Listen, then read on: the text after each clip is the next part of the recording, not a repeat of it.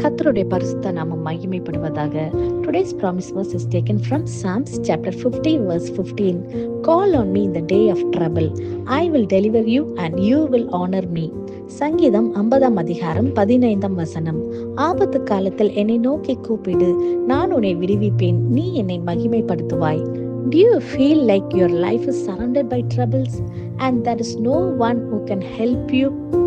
ஏதோ ஒரு ஆபத்தான சூழ்நிலையில் சிக்கி தவித்து கொண்டிருக்கிறீங்களா? எனக்கு இந்த ஆபத்திலிருந்து உதவி செய்ய யாரும் இல்லை என்று புலம்பிக் கொண்டிருக்கிறீங்களா? இந்த நாளிலே தேவன் நமக்கு கொடுக்கின்ற நம்பிக்கையின் வாக்குத்தத்தத்தின் மூலமாக அவர் சொல்லுகிறார், என்னை நோக்கி கூப்பிடு, நான் உன்னை விடுவிப்பேன் என்று. ஆம் பிரியமானவரே, இந்த நாளிலே கர்த்தர் நம்மளை விடுவிக்கிற தேவனாக, நமக்கு உதவி செய்கிற தேவனாக அவர் வெளிப்படுத்துகிறார். இந்த நாளிலே நீங்க எந்த விதமான ஒரு பிரச்சனையில, ஒரு ஆபத்தான சூழ்நிலையில நீங்க கடந்து வந்துட்டு இருக்கலாம். ஒருவேளை மனிதர்களால் வருகிற ஆபத்தா இருக்கலாம், அல்லது ஏதோ ஒரு பயப்படுத்துகிற ஒரு சூழ்நிலையா கூட இருக்கலாம். ஒருவேளை நீங்க வேலை பார்க்குற இடத்துல ஒரு பயங்கரமான ஒரு நெருக்கமான ஒரு சூழ்நிலை, ஒரு ஆபத்தான ஒரு காரியமா இருக்கலாம். எப்படிப்பட்ட சூழ்நிலையாக இருந்தாலும் இந்த நாளிலே கர்த்தர் சொல்லுகிறார், ஆபத்தான காலத்திலே நீ என்னை நோக்கி கூப்பிடு, நான் உன்னை விடுவிப்பேன், நீ என்னை மகிமைப்படுத்துவாய் என்று. ஆம் பிரியமானவர்களே, ஜீசஸ் இஸ் a redeemer.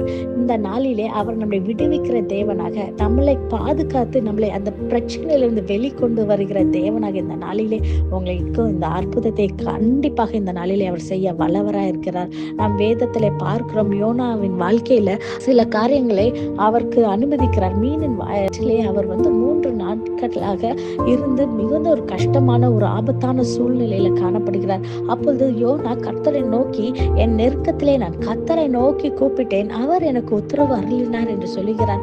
கர்த்தர் அவரை மீனின் வயிற்றிலிருந்து வெளியே விடுவித்து அவரை பாதுகாத்து அவரை சாட்சியாக நிறுத்தினார் அல்லவா? அதே போல நம் பார்க்கும்போது இஸ்ரேல் ஜனங்களை மோசஸ் வழி நடத்திட்டு வரும்பொழுது பின்பு அவங்க எல்லாவற்றையும் துரத்தி கொண்டு வருகிற பார்வோனின் சேனைகள். ஆனால் முன்பு பகுதியில் பார்க்கும்பொழுது அவர்களுக்கு முன்பாக இருந்ததோ பெரிய அந்த ரெட் சி. அவங்க எந்த பக்கத்துல போக என்று தெரியாதபடி ஒரு பயங்கரமான ஒரு ஆபத்தான சூழ்நிலையில மோசே கர்த்தரை நோக்கி அவர் விண்ணப்பம் பண்ண பொழுது கர்த்தர் அந்த செங்கடலை 2ஆய் பிளந்தார் அல்லவா?